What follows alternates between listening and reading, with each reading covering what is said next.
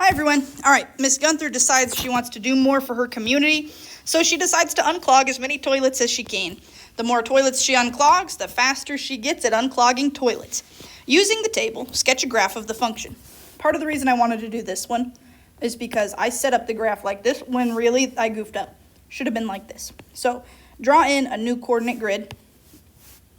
Remember, we're going to have our x's. Most of the time, x's are on the left and y's are on the right. All right, so we've got a coordinate point here. 0 tells me how far right and left to go. 100 tells me how far up and down.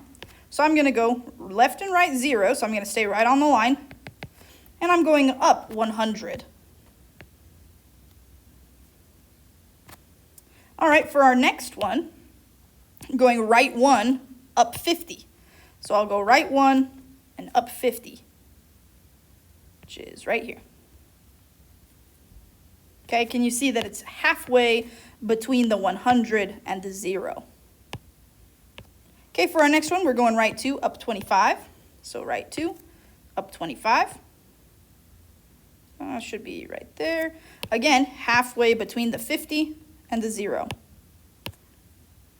Next one, we're going up 3, right 3, up 12.5. So probably right here-ish. Then finally, right 4, up 6.2. So about right there. Alrighty, if I draw in the line. Ta-da! All right, label the x and y intercepts and the asymptote. I have another video that talks about labeling x and y intercepts, so I'm just going to focus on the asymptote here. Remember, the asymptote is an invisible line that tells you how far down your graph can go. Actually, let me try that one more time. I did kind of a sloppy job at that.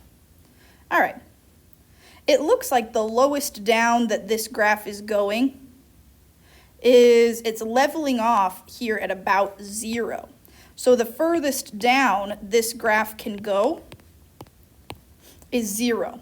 So I'm going to label this invisible. You can tell it's invisible because it's dotted.